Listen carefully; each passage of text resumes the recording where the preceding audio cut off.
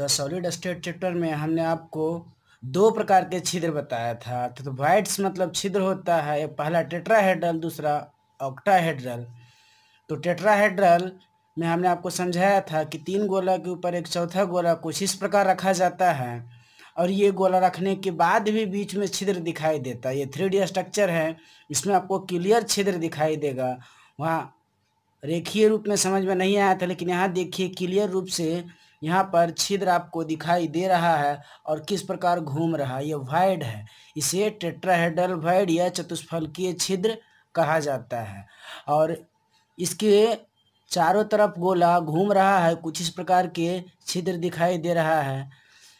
तो कई एक सारे गोलों से बीच से निकालकर अब ऑक्टाहेड्रल की व्याख्या करते हैं। ऑक्टाहेड्रल वॉइड को भी कुछ इस प्रकार से 6 गोलों के बीच में छिद्र को सत्यापित किया जाता है और इन छिद्रों को कुछ इस प्रकार दिखाया जाता है और 3D स्ट्रक्चर में आसानी से देखा जा सकता है। जो आपको इसमें पता भी चल रहा होगा कि 6 गोलों को अरेंज करने के बाद भी बीच में एक हल्का सा छिद्र या गैप दिखाई दे देता है, जिसे अष्टफलकीय कहा जाता है, यानी कि ऑक्टाहेड्रल वॉइड कहा जाता है, अष्टफलकीय छिद्र कहा जाता है। ये छिद्र आपको क्लियरली दिख रहा है कि अष्टफलकीय और चतुष्फलकीय इन दोनों छिद्रों में गोला उपस्थित होने के बाद भी कुछ न कुछ स्थान खाली होता है और ये खाली स्थान ही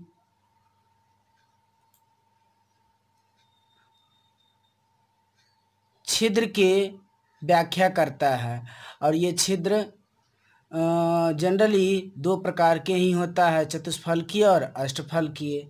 तो इन छिद्रों को आप 3D स्ट्रक्चर में आसानी से, एक बार फिर से मैं रिपीट कर देता हूँ, समझ सकते हैं। टेट्राहेड्रल वॉइड से कैपिटल टी, ऑक्टाहेड्रल वॉइड से ओ से सूचित करते हैं। तो टेट्राहेड्रल वॉइड में कुछ इस प्रकार से आकृति का निर्माण होता है। 3 गोले के ऊपर एक चौथा गोला रखते हैं। इन चौथा गोला के ऊपर से भी परमाणु कुछ इस प्रकार विस्थापित होता है कि घूमते घूमते उसके बीच में एक खाली स्थान दिखाई देता है। और इतना ही नहीं, इसमें टेट्राहेड्रल प्रकार की आकृति क्लियर दिखता है, जो रेखीय रूप में हम आपको समझाए थे। अर्थात यहाँ सेंटर पॉइंट शो कर रहा है सर्किल के रूप में। तो ये टेट्राहेड्रल वॉइड ही है। वॉइड्स मतलब आपको समझा चुके हैं, छिद्र होता है। तो फिर से मैं रिपीट कर रहा हूँ कि यहाँ पर ये रेखीय रूप में समझा रखा है।